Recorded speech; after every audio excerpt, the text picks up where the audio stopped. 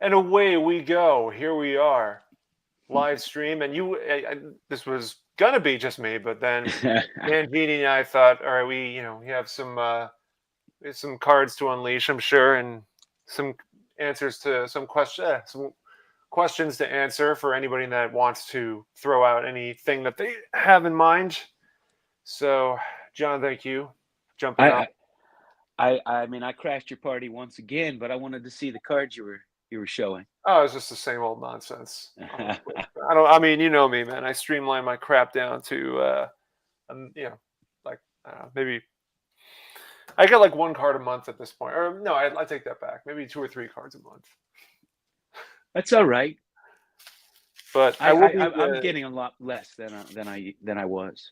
but I will be bringing this bad boy with me to the county center on Saturday. I'm gonna take the tape off because it's just gonna serve as a distraction. But I'm bringing this bad boy with me to get N- graded. Nice. Do you have one of? You have one of these, right? I have.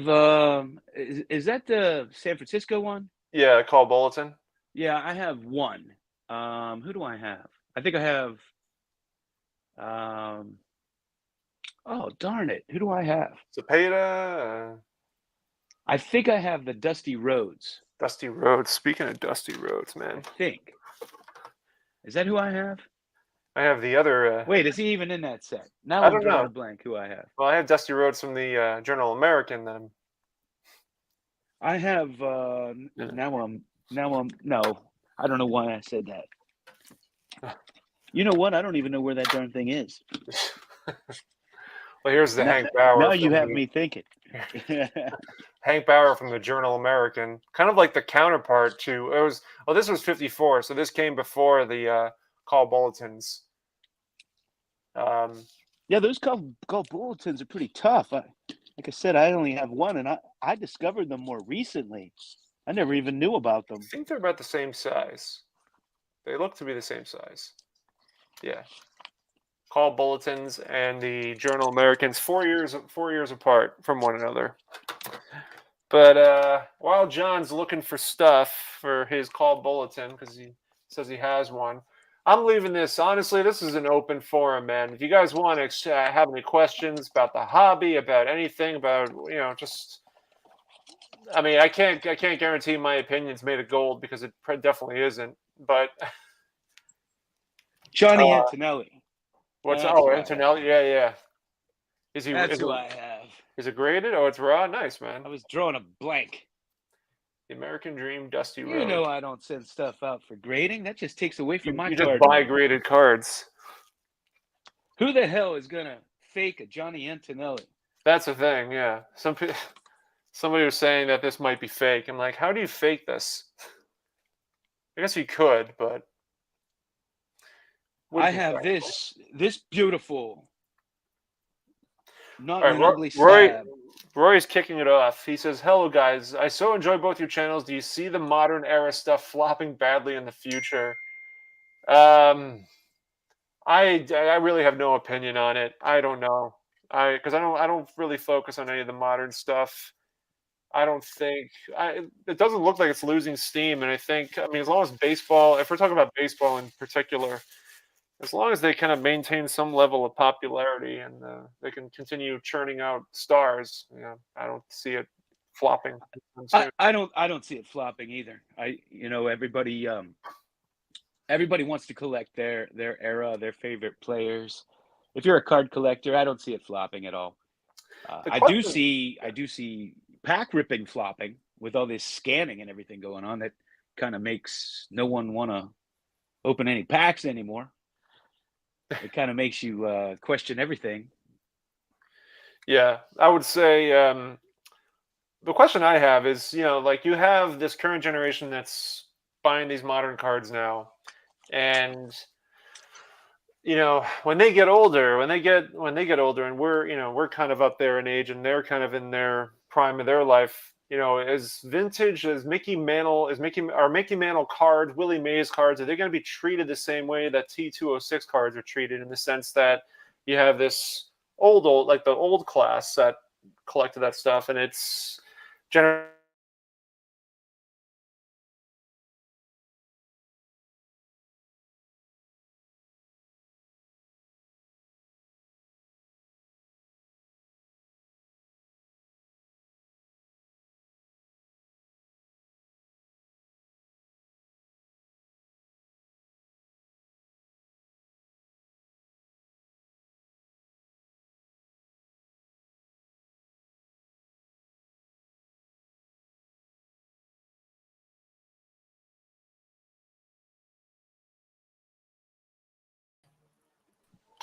Sorry about that, guys. I don't know what happened there. Can you hear me? Yes. Okay. Yeah, I So lost you there for a minute. so the question I have is, again, I'll keep this short.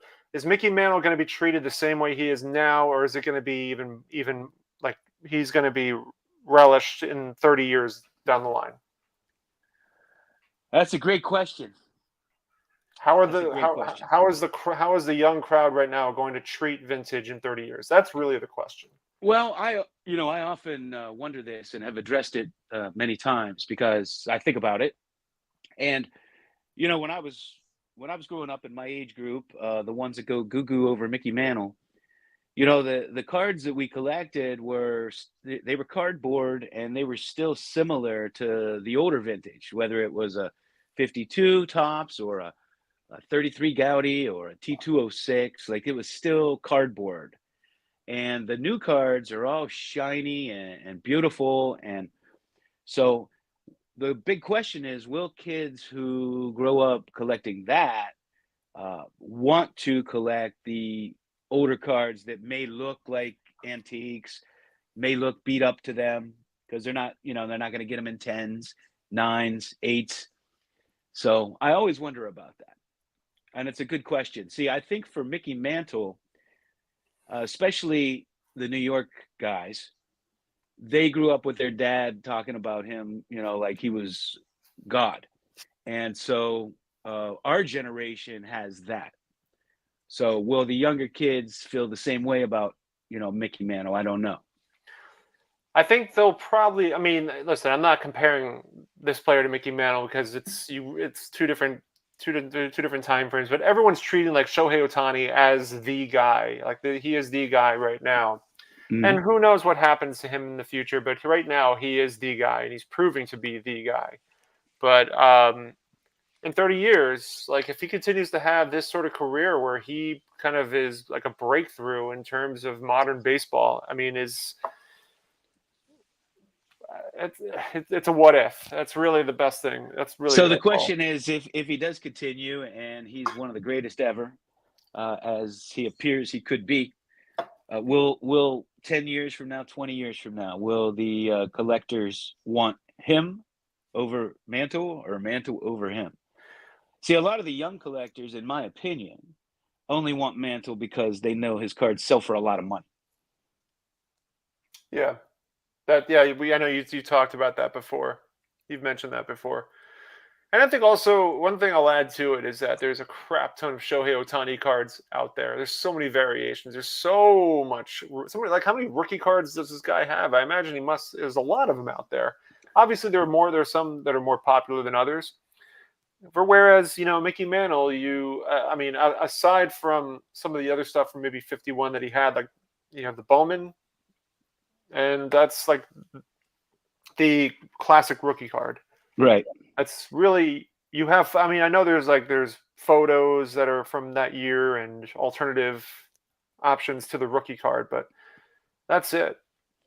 Yeah, when they started coming out with, well, when there were more companies coming out with cards, I remember when in '81 when Donruss and Fleer came out, we were so excited because we got to chase three, in some cases, three rookie cards, right?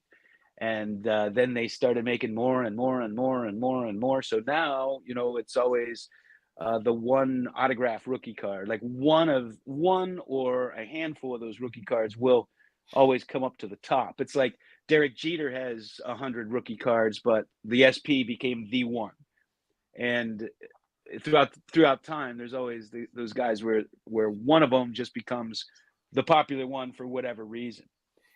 And in the modern era, yeah, it's all everybody wants the autographed, low numbered or one of one, and those are going to be the ones that sell for millions at auction. Yeah, it's definitely. I mean, I'm kind of hoping that in the future that vintage kind of like the vintage that we're collecting stuff like pre-war and post-war stuff kind of maintains its recognition ultimately. It'd be a Yeah, I shame. think I think the people, the modern collectors who are fans of the sports, will want the old cards, but we have so many. A lot of the young collectors nowadays are just indoctrinated into treating cards like money, like currency, to be traded, to make money on, and so they're not going to have the same affinity for the game, the history, wanting the old players. I don't think as maybe a true sports fan does or would. Yeah, it's I feel like the ones that are not surrounding themselves, that are not like the one, I guess we could say the ones that are kind of like getting the cards and then selling them immediately. I guess you could say flippers. I don't know what you want to call them, but the flippers in the hobby, do you feel like the flippers are clouding the collectors that are out there that focus on the modern stuff, and that the flippers are just kind of giving them a bad rap? Well, so I think a lot of us, were frustrated during the boom when everybody and their brother was just running to Target and buying all the boxes, and no one else could buy them, and just flipping them, or buying cards on Facebook, turning around, marking them up, and selling them the same day. I used to see people selling cards before they even had them in hand, and I think that has regulated itself. So now I think when you talk flippers, you're talking more about people buying boxes or breaks and looking for those hits, and selling off the big hits where they can make a lot of money. And that's always been around to some extent, and it's going to be here to stay. It's just the way it is.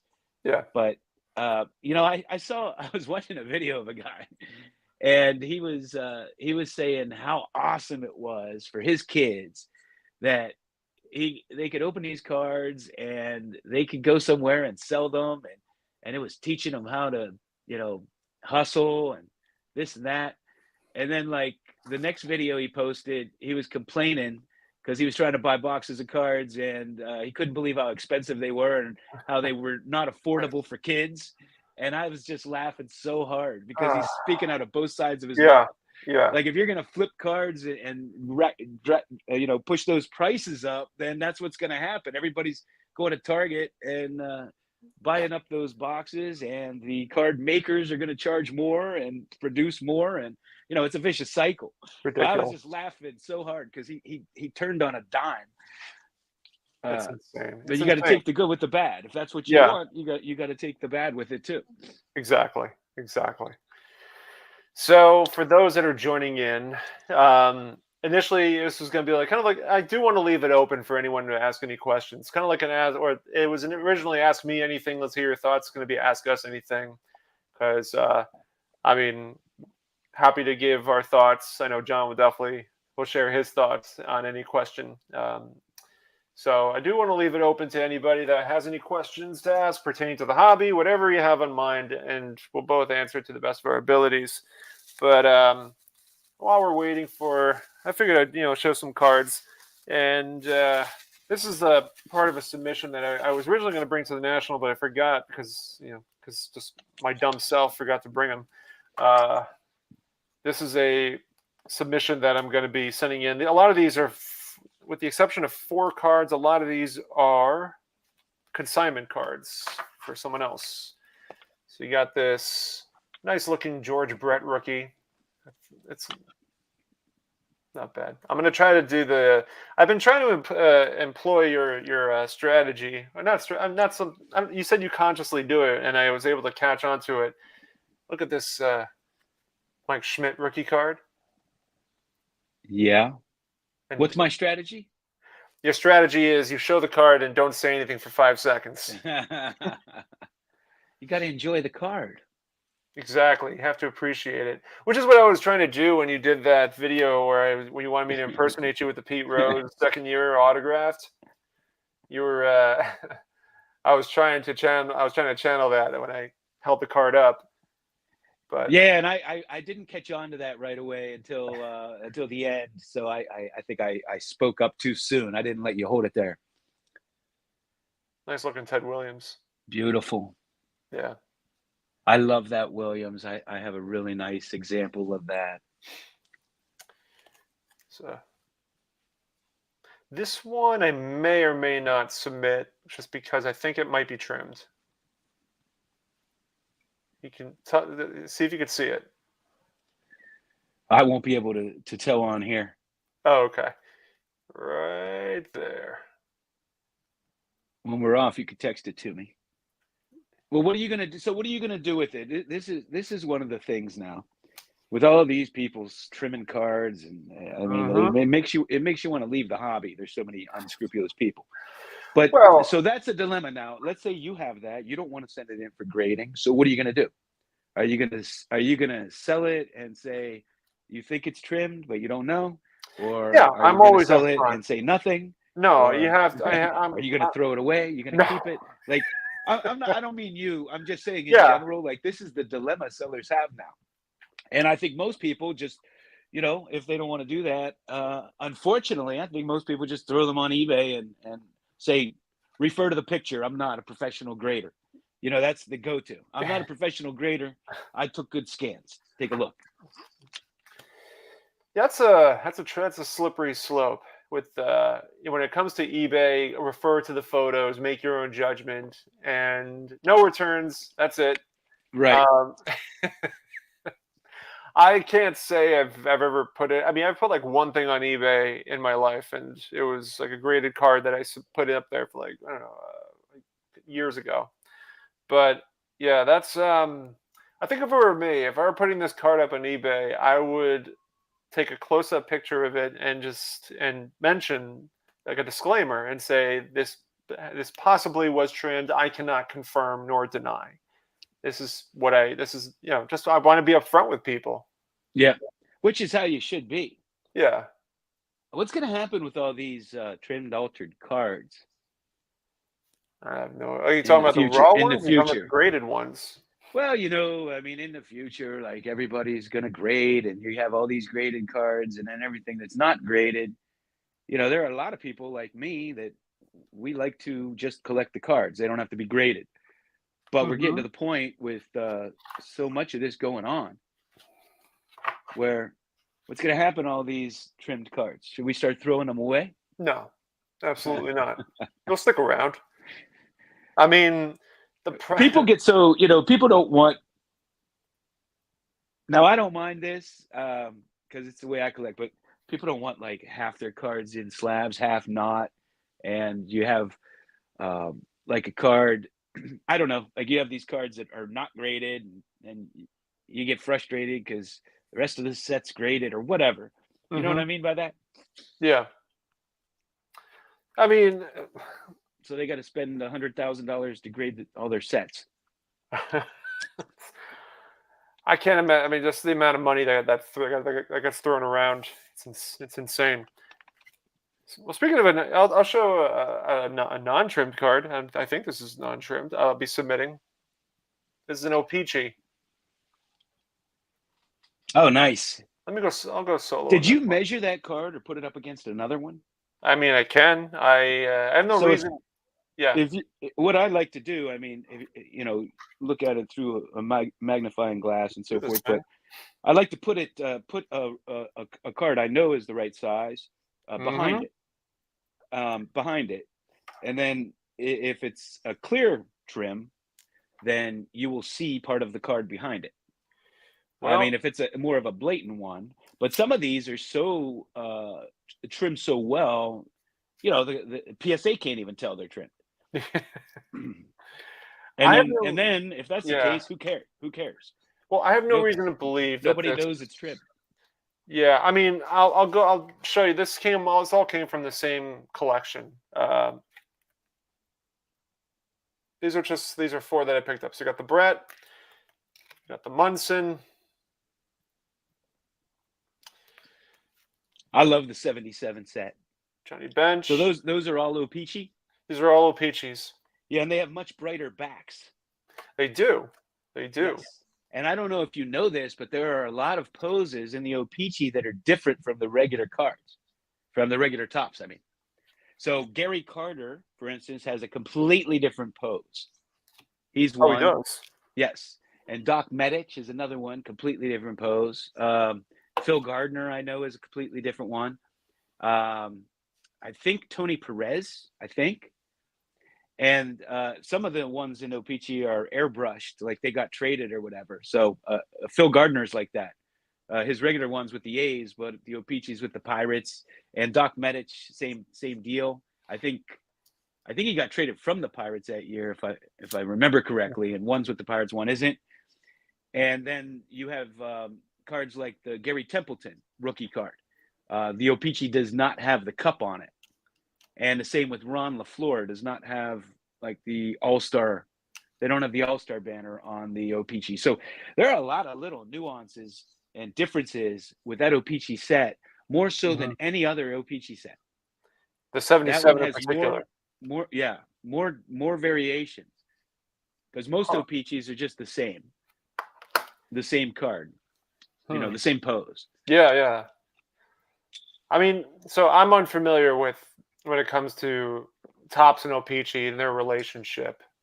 So did O-Pee-Chee partner with Topps to get the rights to use a lot of these same photos? Yeah, they got the licensing, and then they printed them in Canada, and their facility wasn't clearly as sophisticated as Topps, because that's why you see all the rough cuts, and many of them are drastically off center. Some cards are super hard to find even remotely centered, like the 73 home run leaders with Babe Ruth, Willie Mays, and Hank Aaron.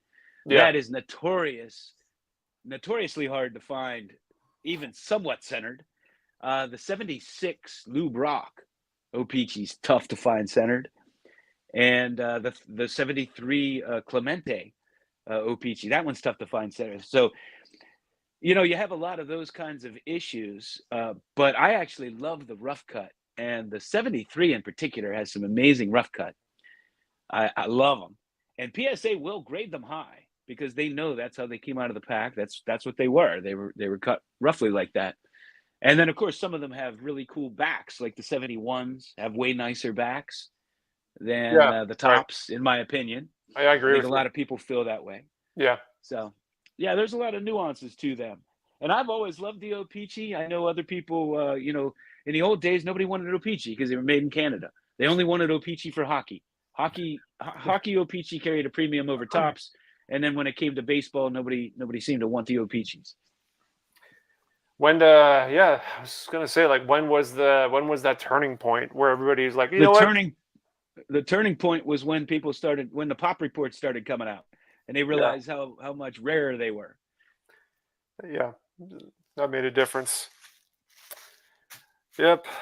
So you're gonna be in the city, which is awesome, and we've already been talking about going to the East Coast National. Yep.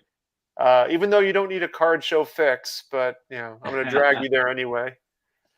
And It'll for be those fun. that are, what's that? It'll be fun. Andrew's saying, well, I don't see the questions from Ingenie and Sammy, so time to ask: Is a hot dog a sandwich?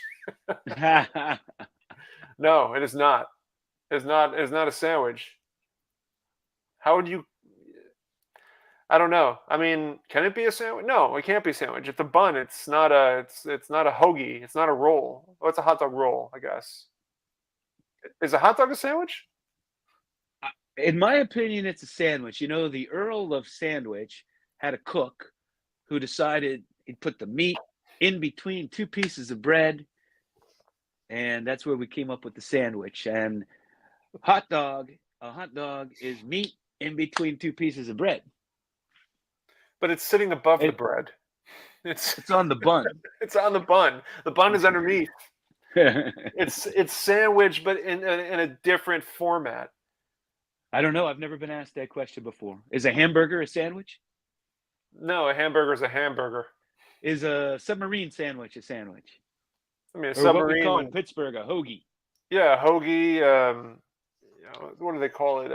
In New York. Well, they call it a submarine sandwich, and it's on a bun. Andrew's getting a rise out of this. But I feel like if anyone is here from Chicago when it comes to hot dogs, you put ketchup on your hot dog, you will not walk out alive. I don't know if you've ever, when we were in Chicago, I don't know if you had a hot dog, and if you do anything outside of mustard, yeah, it won't end well for you. I love mustard, and once in a while some relish Yeah. with my mustard. It's And a I love good- chili dogs, man. Chili dogs are the bomb. Yeah, man. All bread with meat is good. Yeah. There you go. Orlando's got the right idea. I had stopped eating hot dogs for a while because I had a friend who had a meat packing plant, and you know, you don't want to know what's in a hot dog. Yeah, we'll just I think I'll just kind of blank diminish that from my imagination ultimately. So yeah, man, more questions. Andrew, I appreciate the hot dog question. Hopefully that stirs up some more questions, as that is the premise of this live stream. Oh, Jeff, yeah, I figure we have someone from Chicago. From Chicago here, no ketchup on hot dogs, none. Yeah, there you go. I think it was Dirty Harry. I think it was in the first Dirty Harry where he said nobody, and I mean nobody, puts ketchup on a hot dog. Remember that? Yeah. Mm-hmm. I'll just show this one off again because I love it. I've been reading the Mathewson book late about on my vacation. Whenever I was on the beach and just chilling, I would read the book on Mathewson, get through chapters at a time. I'm on chapter 13 or 14 now. It's gone by really fast, and reading about his career and his life and just his upbringing made me appreciate his cards even more. So he was an expert at another game other than baseball. Checkers? Yeah, checkers, man. Yeah, checkers and poker. Yeah, he used to take all the rookies' money in. That was probably, I remember, I don't know if it was Chief Myers who said it or who, oh God, I remember because there was that YouTube video or the movie that they did, Glory of Our Times. Yeah. And they took the book and they made it a kind of like a documentary. And you've seen it. So it's where they interview all the ex-ball players. I have the audio. I didn't know they made it into a movie or a documentary. I have the audio book. No. Here, I'll bring it up right now and I'll just share it. It's amazing. I mean, that listening to it is way better than reading it because you get to hear all the ball players in their own voices. I'm sure that's where it was taken from. Hang on, let me. Maybe did he video it? Does he show the players? No, I wish he did. I think this movie was made in the 60s, if I'm not mistaken. Yeah, 60s, early 70s. Well, that's when he interviewed them. I think it was around 1961, I think. And man, what a treat. What a treat to have all those guys describe what it was like back then in their own voices, and to have that recorded is just amazing. Well, here it is. Did 356 to help his team to their third straight baseball championship. And it was the names of McGraw, Cy Young, and Ed Delahanty, and the like, that sent young boys out to the country fields in quest of baseball's honor and glory. One of these men was Sam Crawford. Sam Crawford, born in Wahoo, Nebraska, and the place of his birth became his nickname in baseball. Sam Crawford, who for 15 years would play side by side with Ty Cobb. We made a trip overland in a wagon with a team of horses. One of the boys, he got his father to let us take the horse and the team and the wagon. There was only about maybe 11 of us, 12 of us. But we'd drive along the country roads, if we come to a stream, we'd go swimming, come to an apple orchard, or we'd get apples, or, we'd sleep anywhere. We didn't sleep in a tent half the time. We'd sleep anywhere we could find it. If we were in the fairgrounds, we'd sleep in some of the buildings or near a barn or anywhere. Anyway, just want to share a little bit of it. I thought it was really just such a cool concept. Yeah, it's amazing. That I like the one where they asked Smokey Joe Wood who threw harder, him or Walter Johnson. And he said something along the lines of Walter Johnson probably had me, but batters feared me more. That's true. Because Walter Johnson wouldn't throw at anybody, and he would. They cover that a little bit in the book. They talk about the difference between Joe Wood, Christy Mathewson, and Walter Johnson. Joe Wood threw the hardest, I can't remember what they said about Walter Johnson, but they said Christy Mathewson was all about control. His control was impeccable. But Joe Wood threw gas. And I know Walter Johnson threw gas too, but I can't remember what they said about him. So what do you know about Christy Mathewson's wartime? I haven't gotten there yet. So, I mean, I only know the obvious, which is that his death was due to the the chemicals that he was suffered from in World War I, the mustard gas, I want to say, which ultimately led to him contracting tuberculosis. Yeah, so that mustard gas was friendly fire. It was in exercises. Wasn't even in war, which is a shame. And then he was in the same regiment as Ty Cobb. Did you know that? I did not know that. Interesting. Yeah. So they were together. Yeah. That's another thing. What's it called? I know that Ty Cobb, if I remember reading the part of the book right, Ty Cobb really, I'm sure I don't know if they did exhibition games against the Giants, but I want to say he wished that he could play against the Giants in the World Series, and they were close. They came close to doing it, but just didn't happen. Just seeing what some of the folks are saying here. All right, hot dog conversation is over. I do not have any of Christie's tobacco. That'd be quite the accomplishment to have some of his tobacco. His tobacco?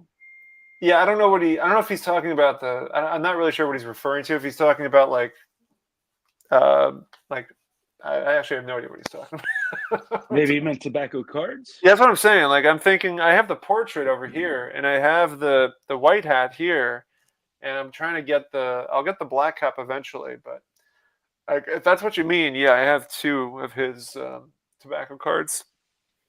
So, and then Keegan wants to know if tomato is a fruit, then is ketchup a jelly? Please share. That's a good question. I don't know the definition of a jelly. A tomato is definitely a fruit. So is a cucumber by the definition. Mookie's, what's the Mets hat sitting behind you? Me? Oh, that's. Oh, you've always had that there. That's Gary Templeton's game used and signed. I was a Gary Templeton fan. I know he flipped off the whole crowd, but I liked watching him play when I was little. So Diamond Gem says that Branch Rickey was in that gas regiment as well. Who was? Branch Rickey. Oh, is that right? According to what Diamond Gem says. And Orlando says that ketchup is crushed tomatoes. I think there's more to it. I think there's like vinegar and salt and other stuff in there too. Yeah, and sugar. Lots of sugar. Yeah. Anyone ever seen a Coke stock certificate with Ty Cobb's name on it? I've never seen that. Did he endorse Coca-Cola? No, I never heard of that. Or did he get shares of Coke? I kind of figured that he wouldn't. I don't know. I don't remember seeing any ads for Ty Cobb. Did he endorse stuff? I don't know. I mean, there was a little bit of that back in the day, but not like today, boy. He was a shareholder. Yeah, yeah. I'm trying to think of the guy's name. I did a video on it. I found an old ad for shoes. And I was like, is this the first, shoe sponsorship named by an athlete? Who was it? Oh, man, I'm drawing a blank. What year was it? It was around 1910-ish. Yeah. I'll remember. I have a couple of different ad pieces. This one came from the Willie Mays lot that I purchased. It's that. See if I can do it at an angle here. That Chesterfield's, Willie Mays endorsing Chesterfield cigarettes. Say, hey, these Chesterfields are great. Pretty cool piece. This was kind of like a bonus to the entire maze lot that I picked up. I thought the colors of this looked really cool. It's not obviously it's not a ball playing ad of maze, but it is a damn good looking one. The advertisement looks great. Pretty nice. The big piece, obviously, is my Laughlin Super Stand Up, which is a work of art. That is an absolute work of art. I don't know how many exist, but these are all hand done by Laughlin. And obviously, Laughlin is famous for his stuff from the '60s and '70s. I think he did all the Negro League players. That Josh Gibson card in particular that went skyrocketed. The Black Stars, I think, is the set. Yeah. That one I think is Laughlin as well. Laughlin made those or came up with the design. Yeah, they made the those World Series cards too. Yes. You got the Bob Laughlin signature. Sometimes he would sign the year as well, but in this case, it was just his signature. I don't know what the line with the two dashes are supposed to mean. I don't know if it's just like his little like a I can't come up with the word, but anyway, the only cool piece. These are tough to find. I got very lucky finding this. Actually, the person found me. And we made a deal for the advertisement, the Laughlin, the San Francisco Call Bulletin, and the Coca-Cola all in one fell swoop. I mean, the odds of that happening all together at once is insane. Nice. Doesn't So happen. the reason I left is I wanted to go through my T206 cards because I knew if I looked through there, I would remember who that ad for shoes was, and it was Fred Merkle. Ah, yeah, Merkle, man, what a. Let me switch you. Hold on. Let me switch you over. Fred Merkle. Yeah, Merkle had man. I feel bad for him. Merkle's boner. Yeah, you're not. Yeah, you're not he kidding. did not deserve to be remembered for that because he really didn't do anything wrong. No, and even McGraw came. I mean, they all came. I think majority. Yeah, I think the entire it was just team came to his defense. I want to say it was player. you know what it was the baseball equivalent to the tuck rule. Nobody ever enforced it or knew it was in the books. Right. Yeah, they talk about that in the book, and like Mathewson was. This is why everyone considers him a gentleman. He went to Merkle after the game and said, "Listen, happens. This is baseball. It's it's just what it is." And I mean, because I know Merkle felt like he felt like crap after the game. I think he was sitting and crying in the clubhouse. But that's baseball, man. I mean, crap. I can't. When I was playing in high school, we were up 11-0. We lost 12-11, and I was pitching on the mound. So. Oh, I remember a Dodger game like that where the Dodgers were winning 11-1 or 11-0 and lost the game. I watched that game. I remember watching that game years ago. Mangini, do you have any of those pre-war cards where the players are trying on socks? I forget what the set is called. Where they're trying on socks? No. I have no. Yeah, I'm just thinking like, was there a sock company back in the day or some sort of stocking company? Man, I don't know what he's referring to. Yeah, I don't know what that refers to. Oh, there it is. Duke to the rescue, man. Boston Garter. Do you have any Boston Garters? Oh, no. Those are tough, man. Those are tough. I think there's a Mathewson that I put on my list because as a joke to myself because I know I'll never get it, but it's one of those things where it's like maybe at a garage sale I'll find one. It'll probably be a reprint. No, I'm not familiar with those cards. Leave it to Stuke, though. Yeah, Stuke is the man. Scott is Scott is able to. He's like an encyclopedia when it comes to that stuff.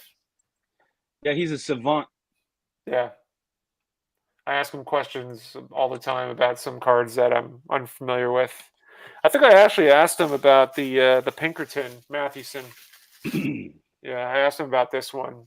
Got to get his take on it because there's 3 variations. There's a scorecard back, which is the one that I have, which is the one I think is the coolest one in my opinion.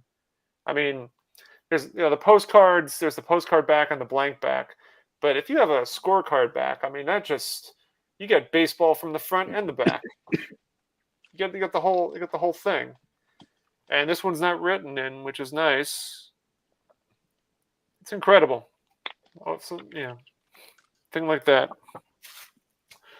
Looks like Jason arrived. I knew I could beat you, Scott, and Scott in Reindeer Studios. And Stu just claims that he knows a lot because he's old. Well, I mean, that's the only good thing that it really is about getting old is you become, more educated and wiser, Yes. more experienced. Yeah, it's definitely true.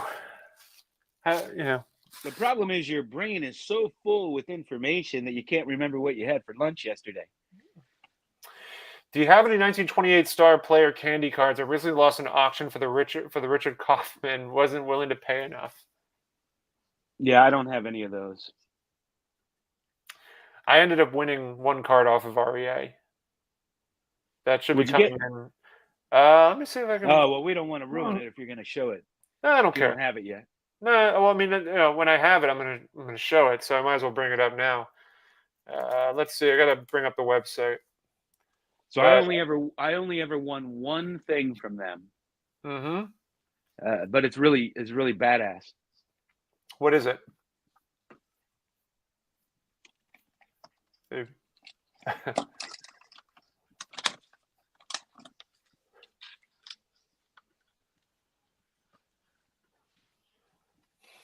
It is an uncut sheet, which is half the set. There were two of these. So this is an uncut sheet of 1941 paper version, the paper cutout version of Play Balls. So elaborate if you can. Like when you say paper version. These were paper versions. They came in 2 sheets. So this is 1 sheet. There was another sheet, and that's the whole set. And you cut them out. And they presumably made these after World War I started, or World War II started. Sorry, when cardboard was scarce, they made these paper versions. And it's my understanding that they were in, toy stores, candy stores, or something, and sold in sheets. That's pretty cool. That's a cool little tidbit of information when it comes to like the how certain things are changed because of the war. Yeah, but these are so much more scarce than the regular versions. These paper. Yeah. So they're more delicate, I guess. Yeah, and they're more like paper. I have a number of them, but when I saw this come up, and I was trying to get the other one too, but just went too high for my blood. But I was happy to have either or. So Pre-War Dreams is asking, I have been looking at the 1936 SNS game cards. Are they a scarce card in the hobby? Thanks. You know what? They're not exactly found everywhere. I have most of the set. If you go on eBay, like if you're looking for a Jimmy Fox or something, you might see 1 or 2. They're not exactly all over the place. A great set to collect, very affordable to get some of those great Hall of Famers. So this is I think this is what he's SNS game. Yeah. Yep. I've actually they have game cards too with like instructions and that kind of thing. I have some of those as well. Joe Cronin. Funny story. I've mentioned this before, but Joe Cronin, he initially when he first came into the league, Clark Griffith thought he was a bum and was pissed that his friend scouted Joe Cronin, thinking he was going to be the next big thing. But Griffith was like, no, he sucks. And so obviously Joe Cronin became who he was, and it came full circle when he married Clark Griffith's niece. a pretty cool card. I mean, does this card loses its flair amongst collectors because it's way too much writing and too much going on? It's too busy. Well, for me, I like the game cards, but the game cards have never held the value that other cards do. Even if you go back to the fan craze cards. I mean, even the Hannes Wagner before the boom, you could pick up that Hannes Wagner for probably $500-600 in the 1906 fan craze, Yeah. and they predate, the T206, and they're easy to find in top condition because they were, cards that were in a deck. Same with the Polo Grounds and the National Game cards. Those are cool. They I like just those. don't hold the value that regular cards. I'm using the term regular, but not, because they're game cards. Yeah. And so the SNS game cards, there's no difference there. The picture's a little smaller, right? So, and they're black and white. I don't know. It's always surprised me what people want to pay up for and what they won't pay up for over the years, because like there were so many things that I wanted to collect and I thought were really cool, like the Sonella Margarine Babe Ruth, and at one time you could barely give that thing away. And the game cards are the same way, and some of them are very scarce, like the 1924 Walter Males game, super rare set. And the Walter Johnson in there is one of my dream cards. There was one at the National I saw, but they were asking a whole lot of money for it. Is there anything in particular? I mean, when the county center show, the East Coast National, are you kind of going in with I guess you kind of go in not really just keeping an open mind. Like, you don't really go in with a plan in particular, do you? I have no plan whatsoever. You're just kind of through the doors. Just like like the way you landed the Tris speaker, man. That was that found you. Yeah, man. That's exactly right. I wasn't even shopping that much this day, and I just happened to look down at that one guy's table. And you still have the envelope. Yep. Was that Tris speaker was bought raw or was it bought graded? Graded. It was graded. Okay, I couldn't remember because I was there. You're asking Dom for comps to see what they sold for. And yeah, I don't think we found any comps. I think the last one No. sold years ago, but I found Pop. The Pop report on it was like 16, according to Picker Jim looked it up for me while we were standing there. I think it was him. So, Fast Breaks Breakfast, what do you think about the 54 Topps cards issued in Sports Illustrated? I actually had no idea that was a thing. Paul, what's up, my man? Yeah, they're cool, and they include a Mickey Mantle. Hold on, I'll show you.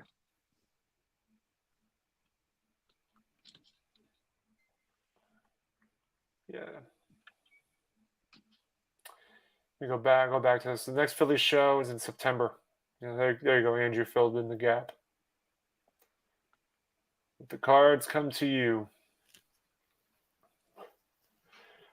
Yeah, Jason. I know it's a trek, but the Philly show to me is arguably my second favorite show, beyond I guess third. Strongsville is pretty good, but Philly's awesome. I think the way they set it up is fantastic. They do a great job at it. It sounds like Scott wants to go as well. Mangini just doesn't trust a card that isn't graded. Let's see. Does regular issue equal common and oddball equal rare? Yep. Sammy, I can't remember where I put that box. You'll find it somehow. He'll you'll find it next week or so. But for those that are curious, like I mentioned, I think some of you know, John is coming with me to the East Coast National on Saturday. We're probably gonna get there after the door opens. I think that's probably for the best, because I think the line is going to be insane. So we're probably going to get there, I guess, around 11 o'clock, I suppose. And I mentioned to Theo and John and Pepino that I would do my weekly special on John walking the floor, Mangini walking the floor. So I promise, John, it won't be a long video. It's just going to be going up to some tables and maybe some interactions and just pointing out some cards that you like and get people It's good. excited about the show. It's going to be boring of me just walking around asking them if they'll accept $3 for every card. It's $3 from the Mangini wallet. But no, it's gonna be fun. I think you'll enjoy it. It's a big show. It's I don't know if they're utilizing the both floors like they did last year. They had a basement and the main floor, and they also had some side rooms. But for those that are, I mean, the county center show where they have the East Coast National is the place that I used to go to as a kid all the time. And this is like the time, I guess, I would be given like $30, and I would have to make it last the entire weekend. And I think I would go all 3 days and stay the entire day and just walk the floor and admire the stuff I couldn't afford. And then So this box was right beside me the whole freaking time. Okay. It was literally 2 steps from me, which explains why I couldn't find it because I forgot I put it in there. I got a box of goodies here. Shopping with John. I got this when I was a little kid. I got this in person in 1980. I went to the mall and Lynn Swan was signing, and I didn't have anything, so he signed this for me. Nice.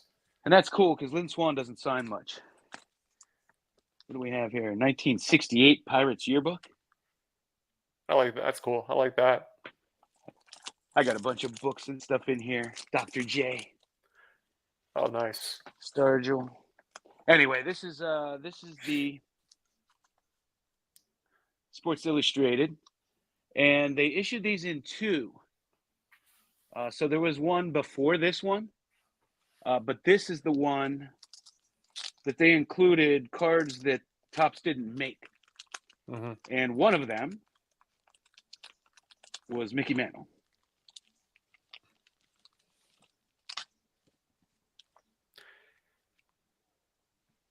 Oh, this would be interesting. Look at that. That's pretty cool.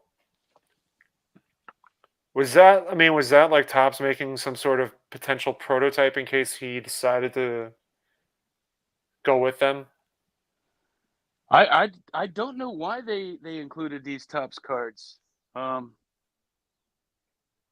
don't know the whole story, and they show a Babe Ruth baseball card here. Yeah. I don't know why they decided to include them, but they included 54 Topps cards, and then, like I said, this issue they added cards that of players who weren't in there. So you could see the ones in black and white are the ones that didn't have a card in the real set. When was this magazine issued? In 54, but let's see. Do I have? Let me put some glasses on. So the black and white cards were never produced, but I imagine that they must have. Topps maybe came up with them. August of 54. Okay, 54. So it was, I guess, while the cards were still being sold. Yeah, it's interesting. So they couldn't use because Mantle went with Bowman, so they couldn't use his photo. They couldn't put him in the top set, but yet is that? Well, it's more of a picture. I mean, they're paper. They're not like a thick cardboard. Like no, card, I get that, but they went ahead and decided to showcase Mantle as if he was in the set. Well, I mean, but the design is a little different. Like they're black and white. Right. But who came up with the design? I don't know, Sammy. You always ask me questions I can't answer. I just wonder if it was Sports Illustrated that came up with it. Did they get the okay from Topps? There's a lot of questions here, and maybe Scott has the answer. Scott knows. But that's cool. That's a good question. That was Although, you know, I reached out to Scott. I told him he needs to get his priorities straight. I reached out to him about a week ago, and he told me I had to wait because he was working. I'm like, man, you got to get your priorities straight. Did he ever get Cards back come to you? before work. Did he ever get back to you? Yes, he did. That's good. Yeah, that's the in one no thing about time. Scott is that you In can. no time. If he doesn't answer you immediately, he will. Yeah. Unlike Rick Vintage Oddball cards, I ask him a question and I hear crickets. Really? Nah, I'm joking. He responds. It just takes him a little bit longer. He just doesn't know anything. Yeah. No, it's funny because I asked him about the last thing I asked him about was what was He's probably on this chat right now. I don't know. I can't find out from where. All he does all day long is look for rare cards, and he's always sending me stuff I never saw before. And he's cost me a lot of money over the years. But you had to box him out for that Tris speaker. Yeah. He was. Oh, there he is. And he's lucky he didn't see. He's lucky I didn't see that Babe Ruth before he did. There he is. Rick has risen. Yeah. I knew he'd be on here. No, so the it's funny, the Mathewson McGraw card from the Sociedad, is it, forgive me if I'm butchering the set name, is it Sociedade Industrial? No. What is it? Tabacalera. Tabacalera. Okay. Yeah. I'm confusing with another card. Okay. 28 Tabacalera. Then they had a 29 issue that was other sports. The baseball players are in the 28. Okay. They had that exact Mathewson McGraw card in the REA auction. I was initially looking at that one. It was like there were 3 Mathewson cards. There was the Pastime Novelty, which was the highest graded one that they've ever had. And I think it's the highest graded one that is in the records. And that sold for like $3,300, not counting the premium and the tax and the shipping. And I think the Mathewson McGraw went for about $1,200. So it surpassed the amount I can spend on. But the only time I'll have a highest graded or I'll buy a highest graded is by accident. Yeah. I won't pay the highest graded premium, and in all likelihood, a card for that old highest graded probably had Kurt's card jizz all over it. Oh man, should we get onto topic about Kurt's card care? Why am I on the big screen and you have? Oh, the little I forgot. I'm getting a little self-conscious. I forgot to switch. That's my bad, man. That's my bad. I'll tell you what. I'll show you the card that I won from REA because I'm probably getting it tomorrow. But this is the card that I picked up. It is a 1912. I want to think it's pronounced Unger, Unger Baking Company postcards. Wow. And the Giants pose is in Mobile, Alabama, 1912. You got if I move the mouse over, it's gonna zoom in, but you got Mathewson. I want to say this is a McGraw right here. But what caught my eye initially was Ed Mantle. Ed Mantle was the team's trainer. And Mantle and McGraw built a strong bond and a good relationship even during the Baltimore days. And Mantle was, I believe, the Johns Hopkins University trainer. I don't know if he was the trainer at the same time that he was with the Orioles or if it was before. I think he was with Johns Hopkins from like 1890 to 1880 to I can't remember what it was, but I mean he became McGraw's trainer, and I guess they built a good relationship, and McGraw brought him over to the Giants. But it's so cool. I like this card a lot. I think it's just the national leaders, or 2 national leaders, the New York Giants and Unger's baby head macaroni, spaghetti, and noodles. They probably got some free meals out of it. That sounds like my kind of food. Yeah. But that's the card that I won.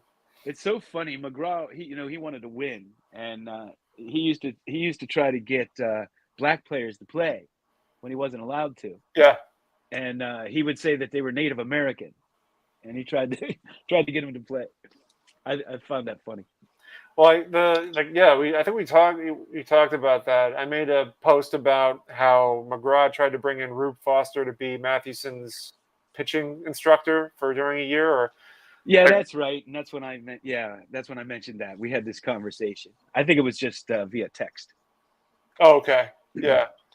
But I mean, that must have that was the respect that McGraw had for talent. Just the eye for talent is just incredible. I mean, the guy wanted nothing more than to win. Just winning was in his DNA. Just wanted to win all the time, and went ballistic when things didn't go his way. Yeah, he was supposedly a hard player. He was a hard player, but he was loyal to his team. He was loyal to his teammates, or not? Teammates and his players. Yep. Because I know he came over. I think when he came over to the Giants, he was initially a player manager, and then eventually became just a manager. So let me ask you, what started your fascination with those early New York Giants?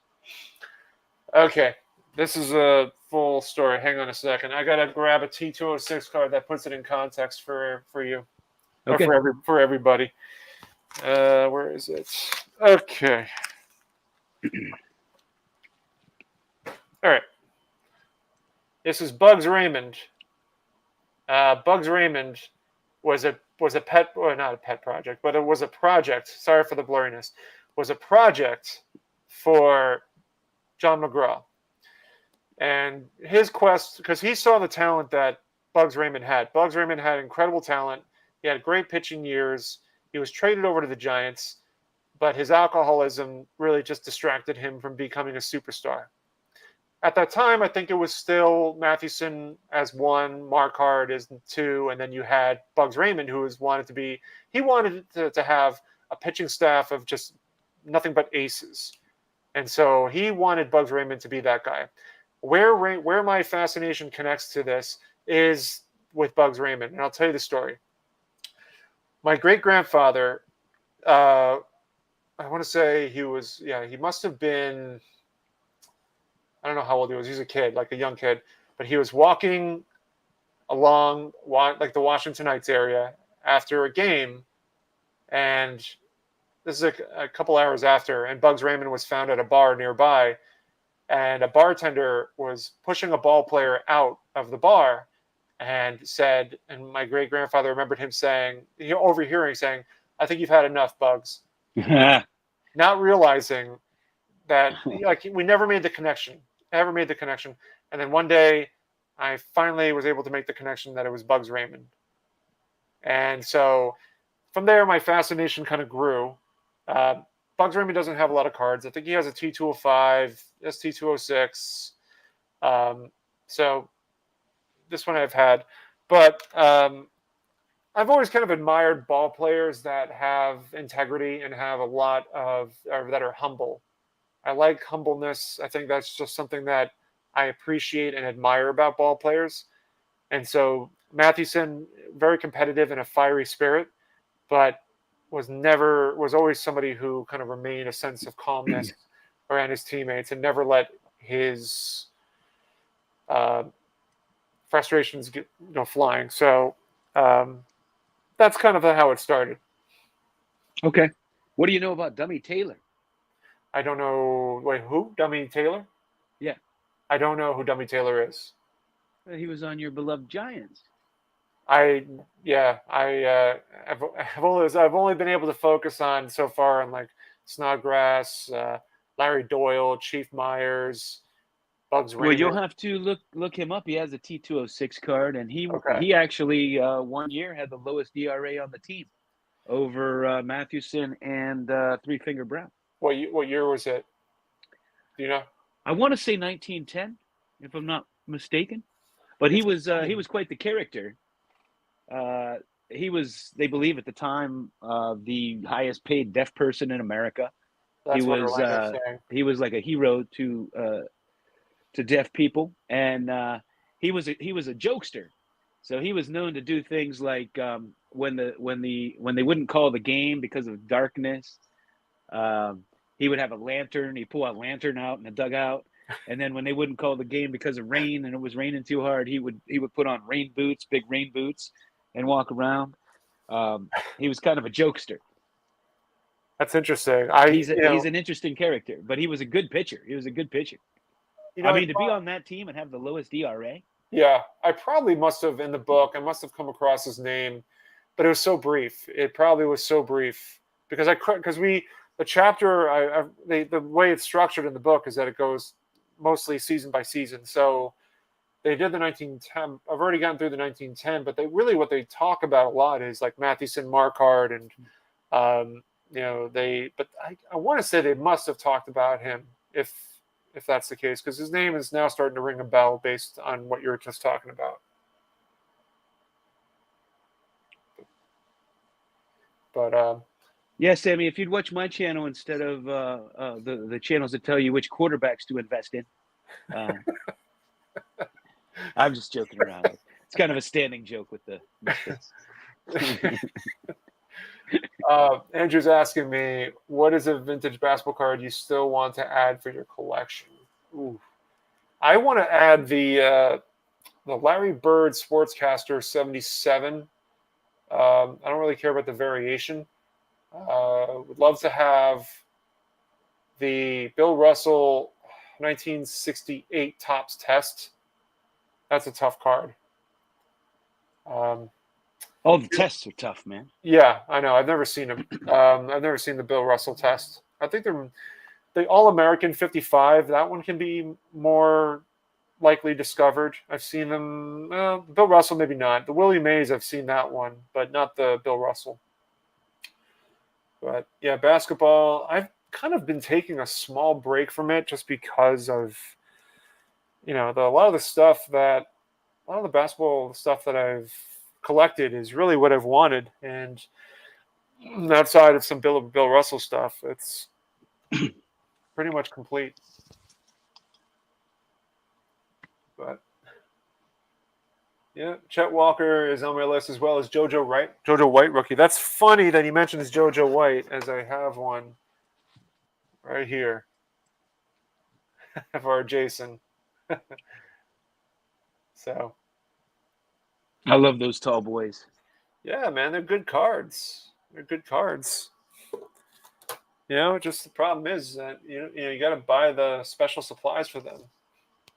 Yeah, I have them. I have a box full of those things. I've been getting those. What are they? The Card Saver 3s? I think so. Yeah. For those of us who don't send them all in for grading, that would probably be $5,000 just to send mine in, just to send that one set in for grading. So Rick is saying that baseball signs started because of Hoy and Taylor. And Ben has a trivia question for you. What other players featured on Ben Ogilvy and Bernie Williams rookie card, and what set year is that card from?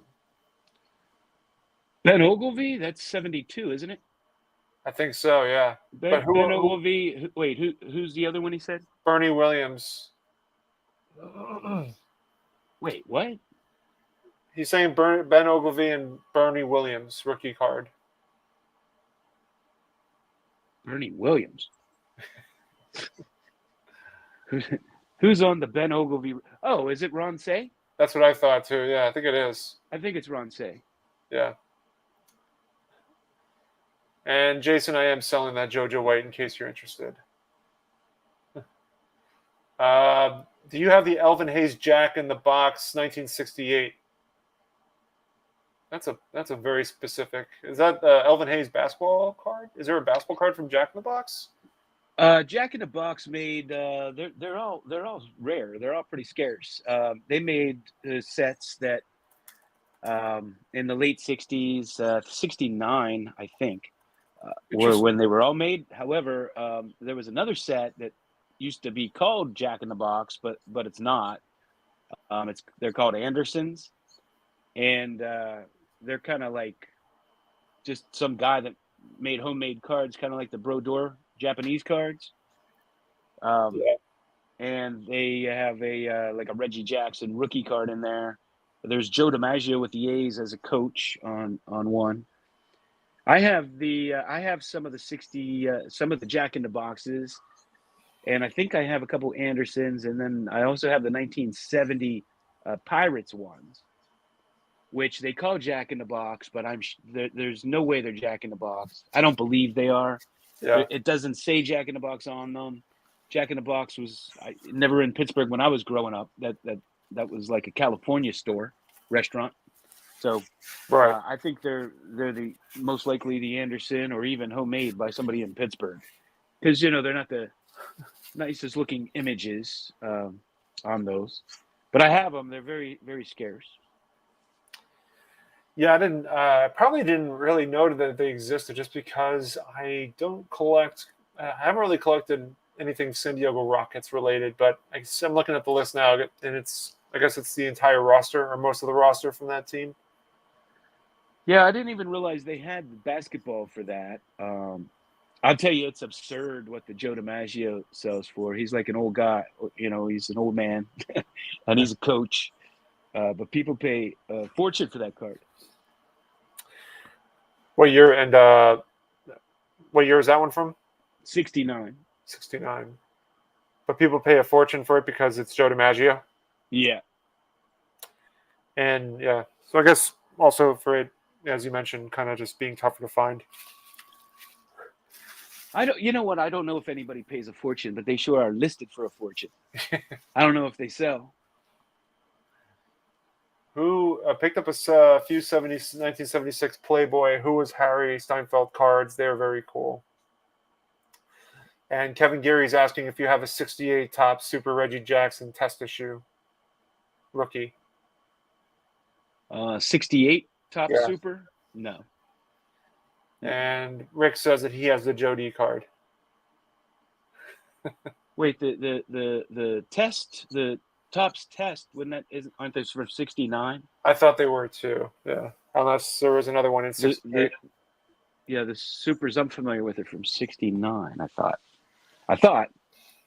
And pretty much this has turned into questions on what you have in your collection. Do you have the 1974 Burger King Dove? Oh, Dave Winfield. I said Dove. Dave Winfield.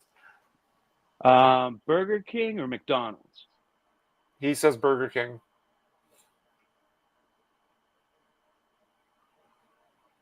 Burger King card. I have the McDonald's set that came in a baseball. Yeah, I don't know.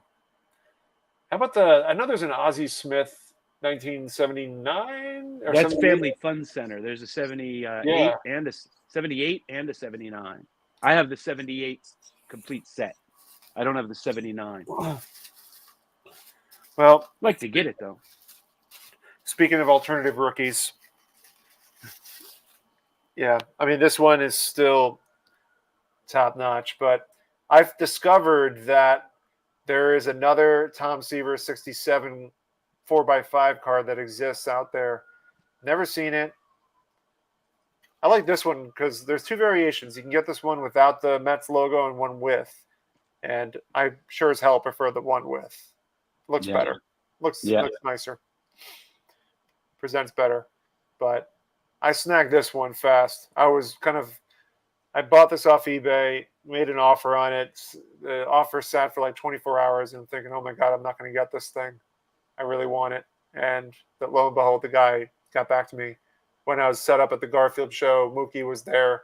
And as I was standing there, I noticed on my phone that my credit card was charged. And I was like, at first I thought it was a scam. And then I realized it was because of the Tom Seaver card.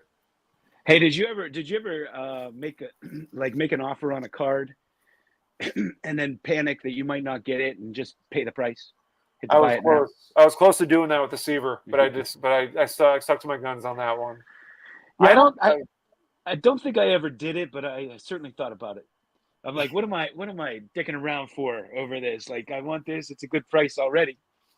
But there's just something in you that wants to make an offer, like wants to get it lower.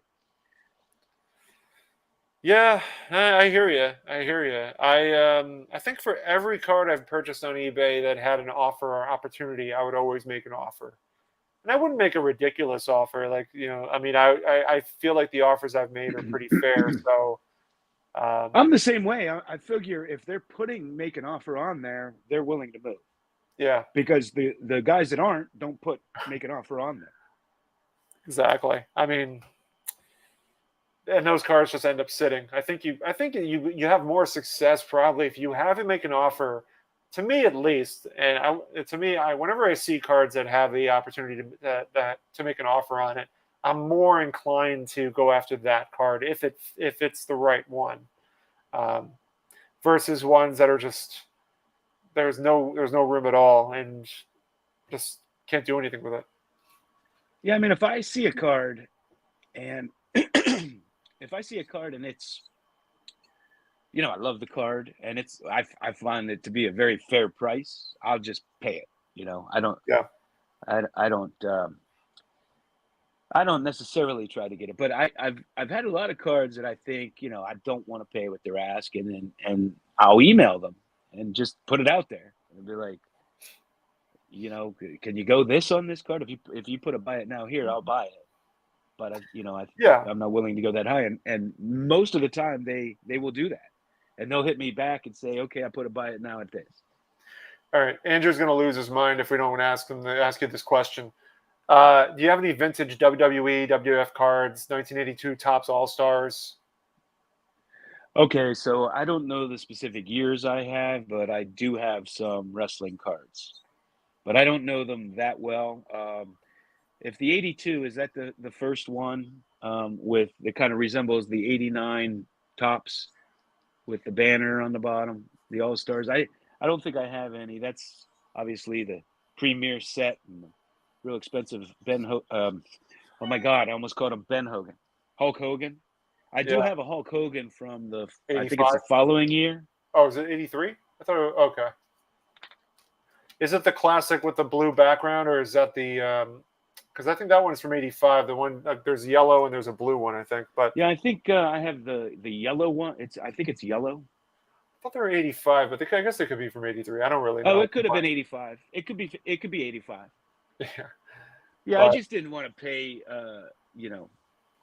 the going rate for a Hulk Hogan, which they call a rookie card. So, how about a Macho Man baseball card? He was a prospect.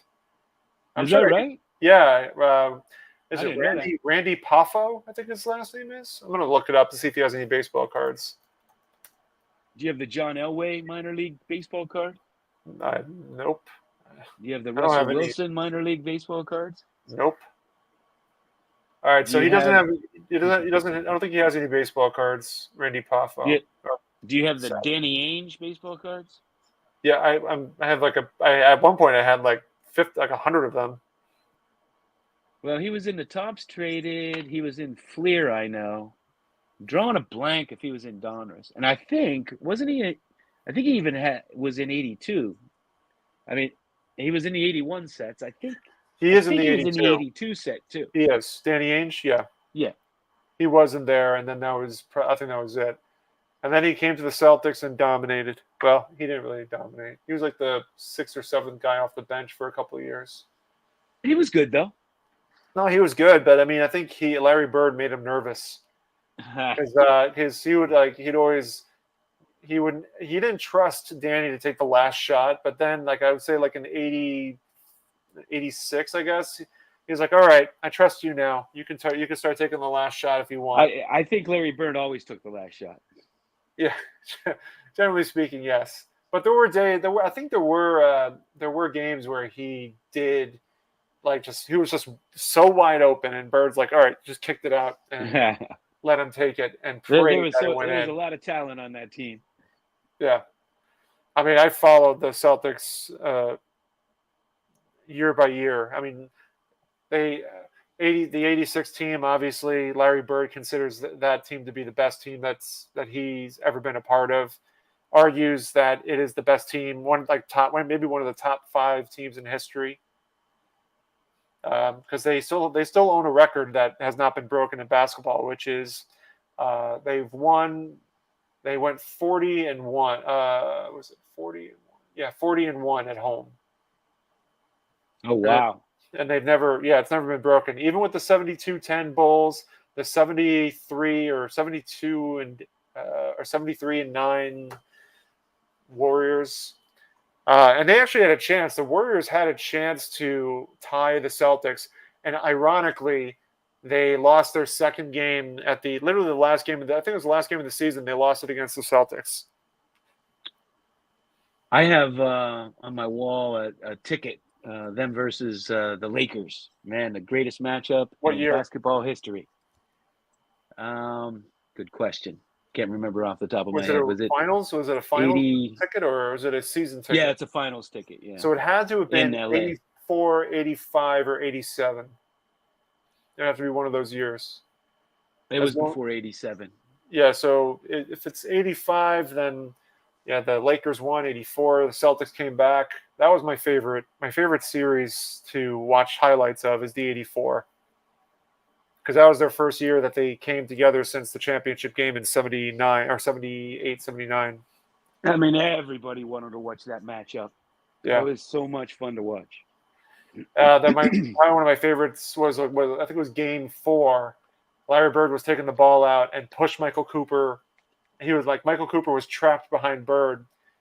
Bird was taking the ball out from out of bounds, and he knocked Michael Cooper over. Michael Cooper was one of the original good three-point shooters. I remember he used to win the three-point competition. And great defense too. Great defense. But he was witness when Bird walked in and says, I hope you guys know who's finishing in second place in the three-point contest. Bird came in and said that. Yeah. Well, so here's an interesting stat. So Kareem Abdul-Jabbar was the all-time leading scorer for all these years till LeBron broke it, right? Yes. How many three-point shots did he make in his entire career? God, it's got to be in a single digit. This is another reason you can't compare eras. No, but it has to be single digits because first off, and when he came in the league, they didn't have the 3-point line. Right. The 3-point line didn't get introduced until like the late 70s. And they weren't taking 3-point shots to begin with throughout the 80s. Right. So it has to be low. Like I want to say it's probably like maybe 19 3-pointers. I have no idea. One. That's he had one 3-pointer and led in scoring all those years. Wow. That's pretty fascinating, isn't it? So many sky hooks. It's a lot of sky hooks. A lot of sky hooks. It's crazy. He was the man. Yeah. That's, I probably should have guessed less, but because they did not start taking 3-point shots. It really didn't become a phenomenon until, I don't know, the late 2010s decade, I guess, is when it started. Yeah, it was almost like they kind of used it more in desperation at the end of the game or something, because they still tried to work that ball inside a lot. Now it's just a perimeter game. Everybody just stands at the halfway at half court and throws it up. I know, it's like the Jerry West all the time. Jerry West shot. It gets so frustrating when you're watching a guy throwing up threes and he misses like 5 of them and he's still shooting, and you're like, man, can somebody else shoot? Like, come on. Oh, Chuck Person. Jason's bringing up Chuck Person, the rifleman. Oh, Chuck Person, I think it was 1988 or 89. Pacers, right? Yeah. I think it might have been what year is it? 89, I want to say, that when the Pacers were playing the Celtics and Chuck Person said that he's going bird hunting.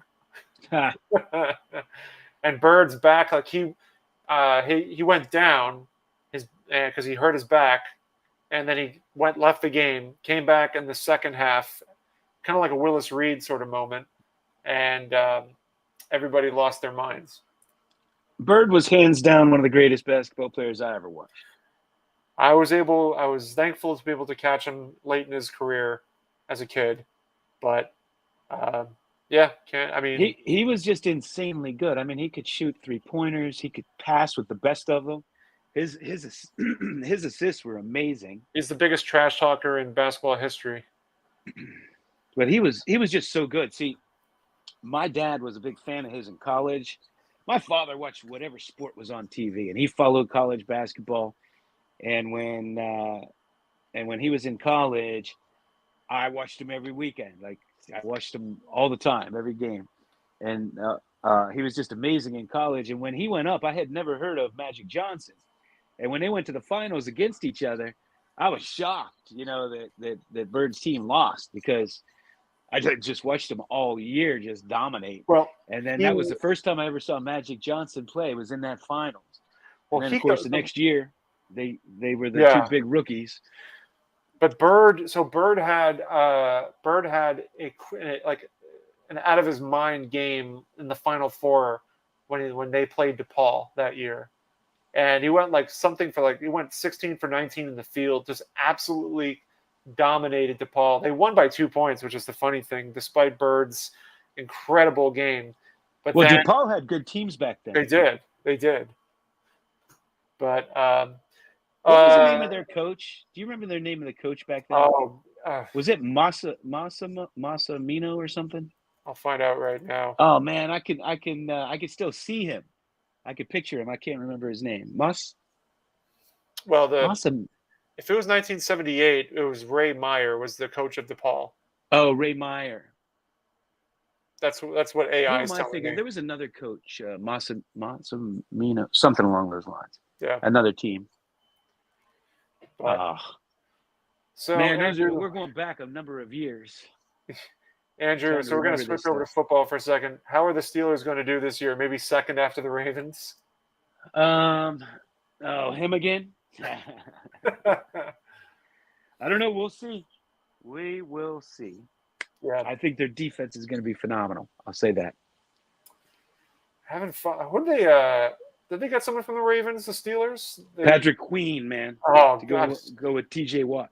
So I'm not a big football. I don't align myself with any particular team. But since my wife's from Baltimore and she, we root for the Ravens, and losing Queen was such a killer. Yeah, it's gonna be fun to watch him playing with our other linebackers. Yeah, Queen is a beast, man. He's. Ruben saying Lamar won't last the entire season. I don't know, man. Who won't? Lamar Jackson. Well, I don't know. I've been saying from day one that they need to stop running him so much. He's going to get killed. He's trying to. This year. Since that first year. He's definitely decreased the amount of running plays. That's because he keeps getting injured now. I know. But his run was such a big part of the play, and for whatever reason, the Steelers just seem to have his number. I think we swept them last year. I think they put T.J. Watt. I thought it was brilliant. I thought it was absolutely brilliant earlier in his career when he was running that option all the time. They just had T.J. Watt tackle him, whether he had the ball or not. Like, he would never give up Lamar, and he would let him pass. Like, he would let him toss it and let other defenders tackle the running back. Yeah. But T.J. would just go straight at him and never leave him and shut him down. And it was the first time I saw anybody shut him down, because when he was running that option early on, nobody could stop him, and he would take it off and he's down the field. And I thought it was brilliant coaching there. He knows what he's doing. Let's see. Who's going to start at QB for the Steelers? Scott's asking that one. It's going to be Russell. It'll be Russell Wilson. That's right. I forgot he joined the team. I'll be shocked if it's not. They signed him to a 1-year deal. My thinking is, he's the immediate starter, and Fields is the heir apparent if he works out. Yeah. That's my thinking. I figure they bring Fields in to study under a seasoned Super Bowl quarterback for a year. That's something that like when they brought Kenny Pickett, he had no mentor whatsoever. Yeah. They brought in Trubisky. How are you going to be a mentor when you suck? Like, you can't be a mentor. Plus, you're not really a veteran. So, like if he had a year or two under with Roethlisberger or something like that, because you're not giving a young quarterback very much help. Like, he needs a little mentorship. So having Fields come over, change of scenery, super talented guy. Mm-hmm. Have him sit and watch Russell Wilson. And my guess is they'll probably use him on short yardage and 2-point plays a lot, and maybe even throughout the game to give that run option. So they may intermix him a little bit, but I think Russell's your guy for this year, unless he stinks, unless they have to replace him. But I don't think he will. I just pulled this. I want to just pull this card out. The Journal American.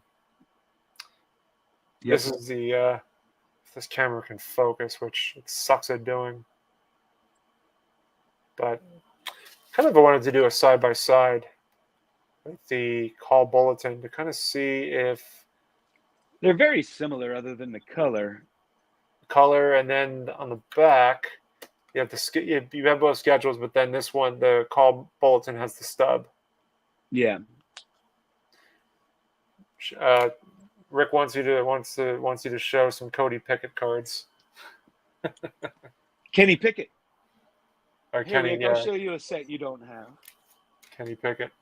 Loomis peanut butter. Yeah, no, you mentioned. I remember this. Let me bring you over. Yeah, I remember you showed that, and I was looking it up and just trying to learn anything I can about those. Yeah, that's pretty cool. That's what the Athletics or the Phillies. Phillies. It was the Phillies. Okay. This set's so rare. Yeah, I remember you found those. Well, I can't ask you the question because you're not going to. I just wanted to get one at some point, so I got Puddinhead. Love Puddinhead. I remember you sent that over just to Orlando myself, and I've never seen it before. And you get those cards by trading the lids or something like that, or yeah, not a lot of people know about these cards. I mean, this was a really obscure set, and clearly a regional set in Philly. So, all those regionals are tough, like your Oxford Confectionery, your Willard Chocolate, those kinds of things. Was that before? What year was that? What was that from? 49. So that's Richie Ashburn would have been in that set, I think, right? Ashburn and yeah, I think there is a Richie Ashburn that would sell for a fortune. Robin Roberts, an absolute. I think Dave Blue Jacket has the highest graded Robin Roberts. It's incredible, just these cards. It's also funny just how, Richie Ashburn, Robin Roberts, any of their cards, like just they well, not any of the cards, but the cards like in the late 50s and 60s and just never really carried a lot of weight. I mean, they're just not as much appreciation, but when you start stepping back into the 40s and these cards that are out there, it's just remarkable how much exponentially more expensive they are. It's just what blows my mind really is over the years, I mean, going back to the 1800s, just the how popular baseball was. I mean, everybody was issuing baseball players on everything. And, of course, there were other sports as well, but, predominantly baseball. And they were in every product. I mean, you have the Yoo-Hoo cards. You have all kind of different wiener cards. You have royal desserts. I mean, you name it. The list goes on and on and on and on and on and on. It's unbelievable. It is truly. It's never ending. Like, it's just never ending. You can never run out of stuff to shop for or to collect. So the early 20th century, you had the tobacco cards, you had the candy cards, and it went like the meats, all the meats and the foods from the meats didn't really come till later, I think, or were they around? Like there's bakeries, obviously. Like bakeries were making cards. Yeah, the first meat cards though are like in 40s. I guess it would be early 50s. You have what's that one for the Cardinals? Hunters. Oh, yeah. The Stallmeyer, the Briggs. Oh yeah. Hold on, bring that back. That brings me. what's his name? Chappell, William Chappell. I'm sure you went by his table with all the stuff that he had. I don't know by name. I don't know who. I don't. So William Chappell, he had. I don't know any dealers' names other than Kit. Okay, he was in the corner. He was probably one or two tables away from being in the corner, on the far end of the show, in the main space, where all the big where a lot of the major vintage tables were. He was when you walk there. into the left. So when you walk into the main, let's say you walk into the main entrance, you kind of beeline over to the right, and you go straight, and then you make another right down to the corner of the show, and that was his table. It was over there, and he had he had a display case full of oddball items like Stahlmeyer's. He had the what's an oddball? Well, I mean, I consider the oddball cards like the Stahlmeyer set, the Mother's Cookies, and that's how. I mean, I look at that as being oddball. What makes them oddball? They're okay. We're gonna go. I'm just messing with you, man. I mean, I'm happy to give you a serious answer if you want. I hate that term. I thought they were cards. Well, is T206 an oddball? T205 an oddball? I wouldn't classify. Is the T207 an oddball? I don't know. Everything's oddball to me. Diamond Star is an oddball? You're an oddball. I am an oddball. You got that one right. Apparently, Andrew shares the same sentiment as you. Well, they're all cards. I mean, they're cards. There were cards decades before Topps. So a non-Topps card should not be an oddball. I mean, they existed first. Topps stole the idea. I'm going to start calling the 52 Mantle a rookie card. Oh, God. Just to make your skin boil. Hey, I don't care. You guys can call a rookie card whatever the hell you want. I could care less. Now, Victor will have an opinion on it. He'll decapitate me. I don't care. Everybody wants it to be a rookie card to justify the price or something. So make it a rookie card. Who cares? You know what? From now on, I'm just going to call this a Coca-Cola card, not an oddball card. There you go. It's a Coca-Cola card. That's what it is. Yeah. What door did Sammy open? It's a card. Rick needs to change his name. Rick's not an oddball, but his cards aren't. So Rick should just be called Vintage Cards? Yeah. He could be called Vintage Non-Topps Cards. to be more straightforward and to the point. Right. And I'll start calling these I'll call these wiener cards. That's what they are. I think mine, I don't know if mine has wiener juice on it. I think mine is just. Does it have Kurt's juice on it? I hope not. Are there stains? No, I don't think so. Well, then it has Kurt's juice on it. Those all have stains. Well, it has some stuff on the back. So, I don't know. I hope he hasn't touched this card. I mean, I guess it depends. How long has Kurt been around for? Well, he's been doing this since he was a kid, I think. So he just went public. So we don't know what he did back in the 90s or early 2000s. I'm trying to investigate this because I'm looking at the cert number for this Stahlmeyer, and I don't know PSA enough to know whether or not it's an older slab or a more recent slab. So perhaps maybe if the slab is older than when he was around, like, you know where I'm going with this? Yeah. I don't know. I'm just trying to. Well, I'm just messing with you. It's probably a fake. It's probably a reprint. So if PSA graded it, so. Oh man, I paid all that money for that. Doesn't matter. Ignorance is bliss. If you think it's real, you'll enjoy it. We have to settle this once and for all. I have to know.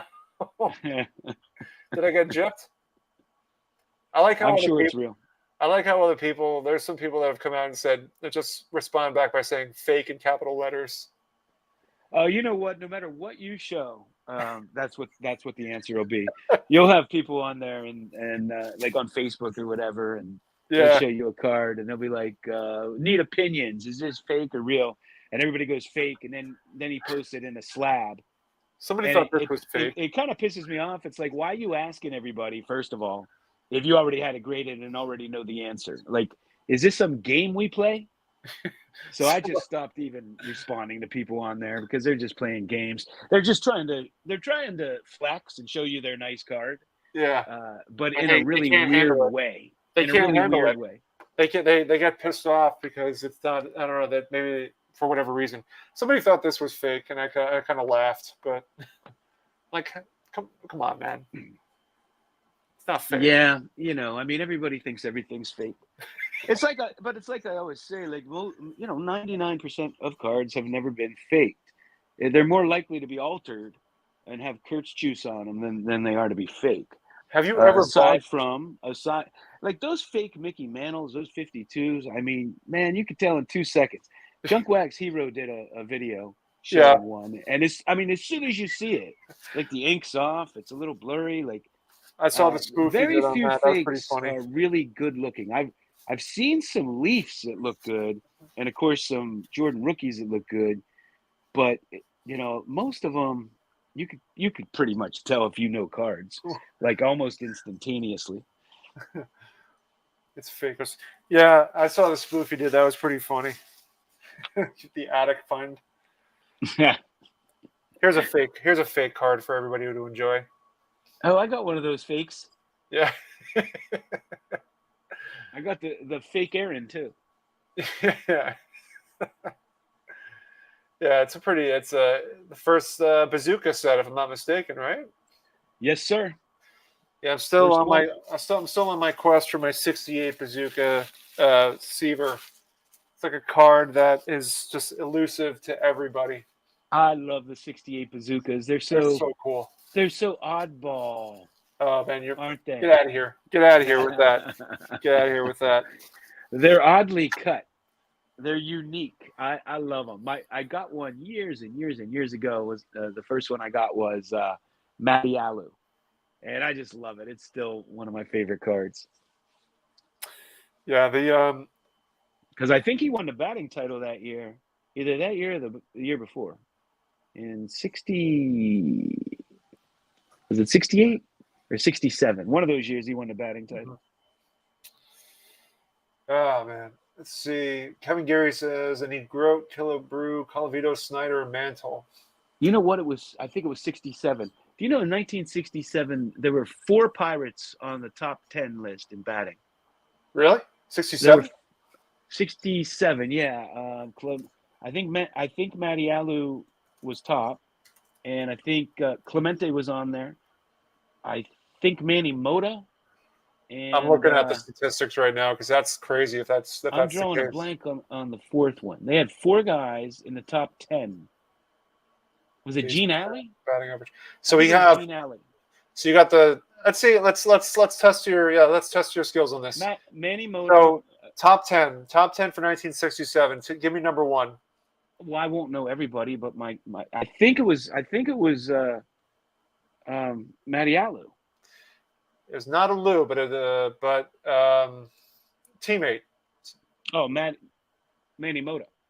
No, it's your. It's according to 67. Clemente, yeah. Oh, I didn't think he won it in 67. All right.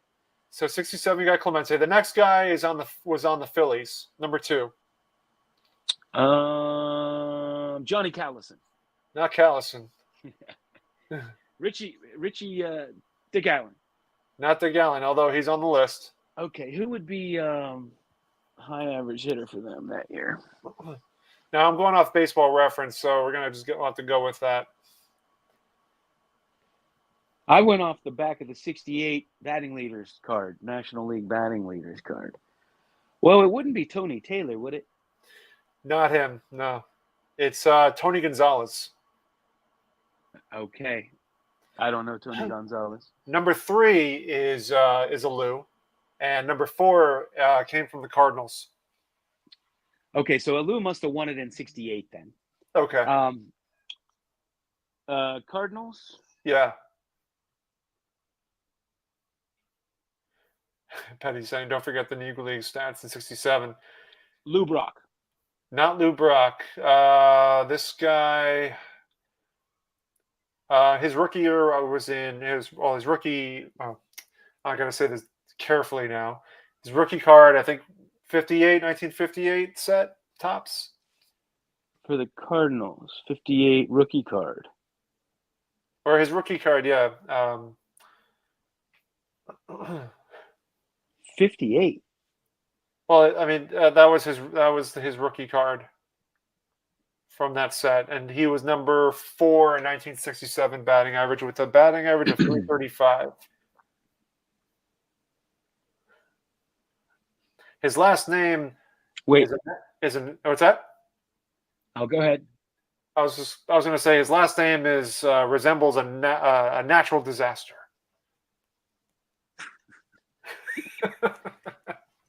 Why am I drawing a blank on this? There are hurricanes, there are tornadoes, and then when there's a lot of water, there's Kurt Flood. Duh. Of course, 58. No brainer. Let's see. All right, we'll do one more. Kurt Flood. How do I not get that one? Oh, was I right though? Was Manny Mota and Gene Alley on that list? No, they're not. The top 10 overall was. I'll just give you the list. Clemente Gonzalez. Oh, you know what? Top 10 in the National League. Oh, that's where you were focusing on National League. Yeah, okay. Sorry. In the National League. League. Good. You're good. I don't know if I could specify that in here. I probably can, but yeah, they have because they have Rusty Staub, Yastrzemski, Cepeda, Robinson, Frank Robin. I think it's Frank. Yeah, Frank Robinson, Al Kaline, and Richie Allen. Because I don't. Yeah. So there you have it. Kurt Thunder. Kurt Earthquake. Petty's getting petty. Kurt Typhoon. Yeah. Oh man. Well, I think we did an hour and almost 2 hours time. I think we answered a lot of questions and had a good time showing cards and having a good discussion. And yeah, John is making the rounds. Did the interview with Theo yesterday on the Four Collectors channel. Did this on my channel. And then Four Collectors is going to have you again next week for my contribution. They are? Wait, what am I doing next week? Walking the floor with Mangini. Oh. Okay. Well, that one from last night was pre-recorded though. Yeah, I mean this is going to be pre-recorded too as well. Yeah, it's going to just be following you around and seeing you dive into dollar boxes. I don't know if it's going to be very much fun to watch me shop, because the videos on YouTube that get all the views are, I spent $10,000 in 5 minutes at the Burbank show, and you're not going to have that with me. That's okay. I think people just want to see. They want to see what you think about. Let's say we go up to a table and you point out a card that to you is interesting and cool to learn about or look at. I think that's something people will enjoy. So all right, we'll go try to find the super rare cards if there are any there. There should be. Yeah, this is the show to do. This is like outside the National and Strongsville. This is the show to do that. And yeah, when I go to a show, I like to look for things I never saw before. This will definitely do that. I think East Coast National is got like 4. I don't know. This is coming out of my ass here, but I want to say it's like 400 tables upstairs, maybe an additional 150 downstairs, or it's a massive show. Oh, wow. Okay. It's a big show. I don't think we're going to have enough time. We'll manage. We'll manage. I got to get my card show video in anyway, so that's going to be part of the action. All right. It should be fun, man. I have to find the Seaver. So, I mean, chances are, if I didn't find it at the National, I may not find it here, but you never know. In New York market, I have a better chance. So, we'll see. Okay. Well, thank you, everybody. We had as many as like 50 people watching, which is really cool. So I always appreciate that. And so thank you, everybody, for sticking around and hanging out. So, And if anybody's at Grand Central Station on Saturday, hit me up. we're going to be there at 10 a.m. John will be signing autographs for 5 minutes before we get on the train. Yeah. So, all right, guys, have a good night. I'll see you soon. Take care. Thanks, Sammy.